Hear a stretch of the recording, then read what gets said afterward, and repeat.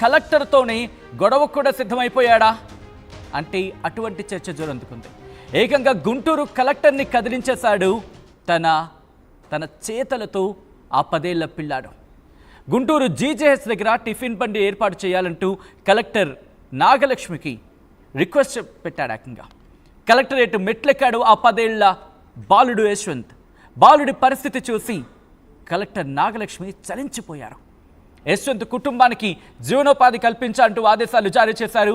గుంటూరు జిల్లా వెంకట్రావుపేట అలవాల రాధిక కొడుకు యశ్వంత్ స్థానిక ప్రభుత్వ ఆసుపత్రి గేటు దగ్గర టిఫిన్ బండి నడుపుతూ ఉంటారు. రాధిక రోడ్డు విస్తరణలు, సాధారణంగా రోడ్ ఎక్స్పాన్షన్ అంటూ ఉంటాం కదా, రోడ్ ఎక్స్పాన్షన్లో భాగంగా టిఫిన్ బండి తొలగించాలంటూ మున్సిపల్ సిబ్బంది కోరారు.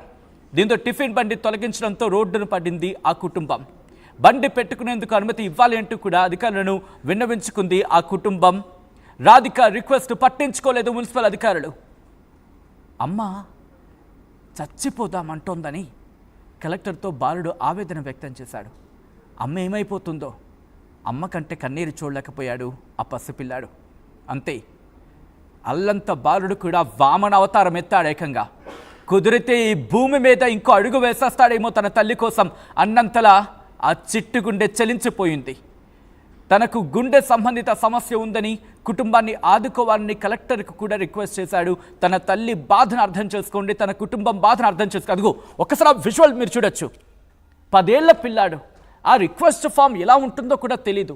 తల్లి బాధపడుతోందని ఒకే ఒక్క ఆ కారణం. అమ్మ కంట ఆ కన్నీరు చూడలేని ఆ పసితనం ఏకంగా వామన అవతారం ఎత్తిందనే చెప్పుకోవాలి. అంత పసిపిల్లాడు కూడా ఒకసారి పెద్దవాడైపోయాడు. వెంటనే ఆ రిక్వెస్ట్ ఫామ్ తీసుకొని ఆ క్యూలో నిల్చుంటే ఎందుకు నిల్చున్నాడు ఈ పిల్లాడని చెప్పి అందరూ షాక్ అయ్యారు. అలా అలా అలా అందరి సమస్యలు తీర్చుకుంటూ, అంటే ఇన్ఫ్యాక్ట్ కలెక్టర్ వాళ్ళు అక్కడ నిర్వహిస్తూ ఉంటారు కదా ప్రోగ్రామ్స్, ప్రజావాణికి సంబంధించి ఆ వాణిని వినేందుకు. ఆ కార్యక్రమంలో భాగంగానే యశ్వంత్ కూడా వెళ్ళాడు.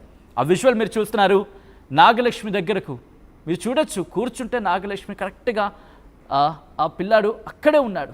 ఆమె కూర్చుని ఉన్నారు. ఆ పిల్లాడు అలా ఆమె దగ్గరకు వెళ్ళి తనకు వచ్చిన కష్టాన్ని వివరిస్తూ ఉంటే కలెక్టర్ కాదు అక్కడున్న వాళ్ళందరూ చలించిపోయారు. వాళ్ళ గుండె ఒక్కసారిగా అందరిది బరువెక్కిపోయింది. కలెక్టర్ అంతటి స్థాయి వ్యక్తి కూడా, అఫ్కోర్స్ ఆమె కూడా మహిళే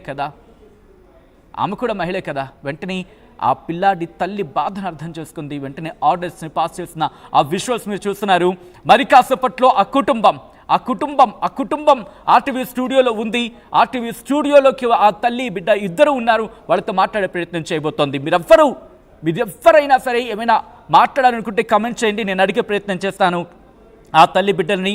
ఈ నేపథ్యంలో ఒక్కసారి అక్కడ కాన్వర్సేషన్ జరిగింది. ఆ కాన్వర్సేషన్ చూద్దాం, ఎటువంటి కాన్వర్సేషన్ జరిగిందనేది.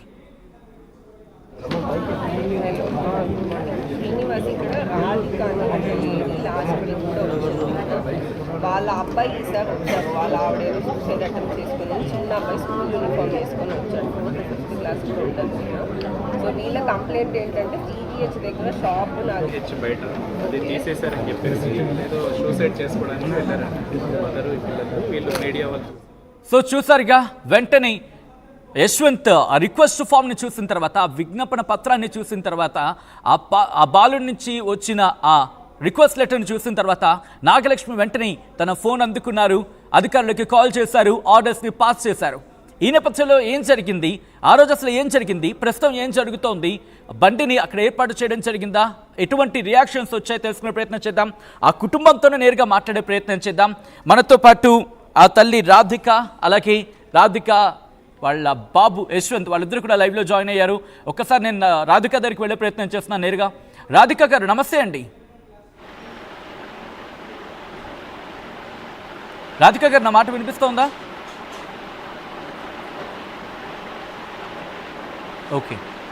ఓకే మరి కాసేపట్లో రాధిక అలాగే యశ్వంత్ వాళ్ళిద్దరితో కూడా మాట్లాడే ప్రయత్నం చేద్దాం. ఆ విజువల్స్ మీరు చూడొచ్చు. ప్రస్తుతం ఆ కుటుంబం చాలా సంతోషాన్ని వ్యక్తం చేస్తోంది.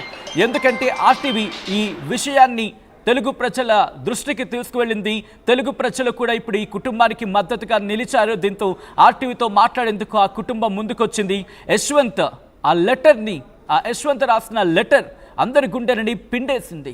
మరి ముఖ్యంగా అక్కడ వాళ్ళని నాగలక్ష్మి కలెక్టర్ ఎంతైనా మహిళగా వెంటనే ఆ తల్లి మనసును అర్థం చేసుకుంది. ఆ చిన్న పిల్లాడి వేదనని అర్థం చేసుకున్నారు ఆమె. ఇంకేముంది ఆలస్యం, ఫోన్ తీశారు, అధికారులకు ఆర్డర్స్ని పాస్ చేశారు, ఆ కుటుంబానికి అండగా నిలుస్తున్నారు అంటూ కూడా చర్చ జరుగుతుందంటే అర్థం చేసుకోవచ్చు. ఈ నేపథ్యంలో మరి కాసేపట్లో యశ్వంత్ అలాగే రాధిక వాళ్ళిద్దరితో మాట్లాడే ప్రయత్నం చేద్దాం. ఆ కుటుంబం ఏమంటున్నారు, ఏం జరిగింది, డీటెయిల్గా వారి మాటల్లోనే తెలుసుకునే ప్రయత్నం చేద్దాం. మరి కాసేపట్లో ఫోన్ లైన్లో జాయిన్ కాబోతోంది ఆ కుటుంబం. మీరు చూశారు, కొద్దిసేపటి క్రితమే జాయిన్ అయ్యారు. మళ్ళీ కాసేపట్లో వాళ్ళ దగ్గరికి వెళ్ళే ప్రయత్నం చేద్దాం. అసలు ఇంతకీ ఏం జరిగిందంటే గుంటూరు జీజేఎస్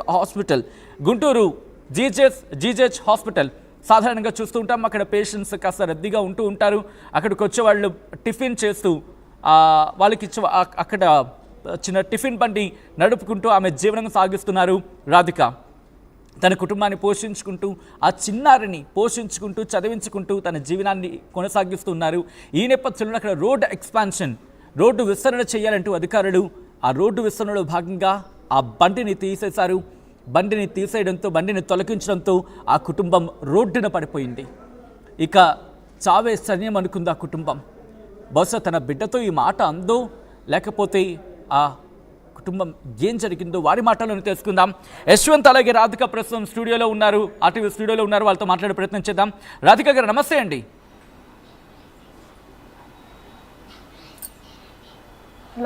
రాధిక గారు నా మాట వినిపిస్తోందమ్మా?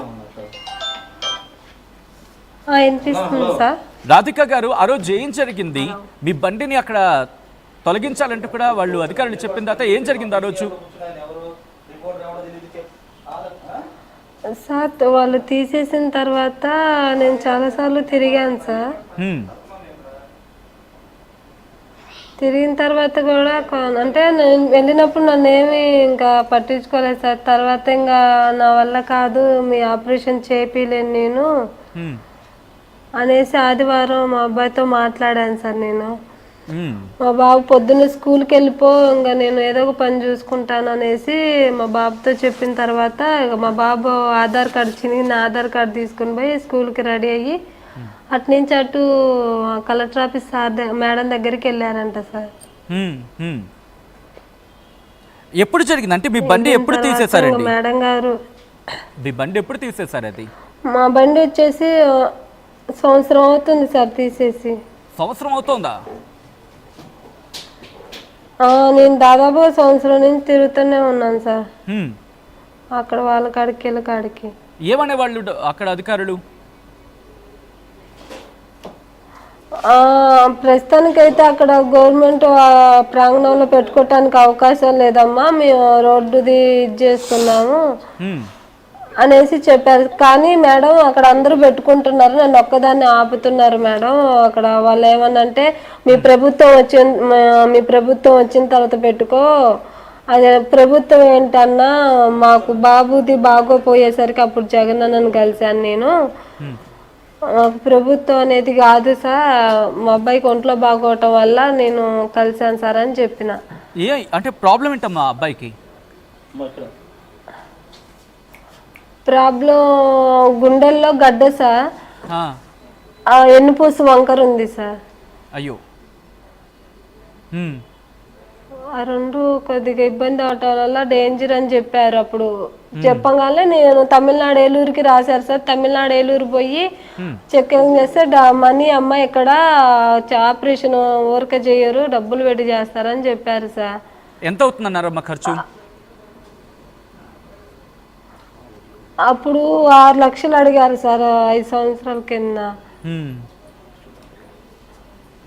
సో ట్రీట్మెంట్ చేస్తూ వచ్చారు. మా కాళ్ళు లేవని నేను వెనక. ఓకే, మరి ఆదివారం ఏం జరిగింది అంటే మీరు బాగా చాలా ఇబ్బందికర వాతావరణంలో ఉన్నారు.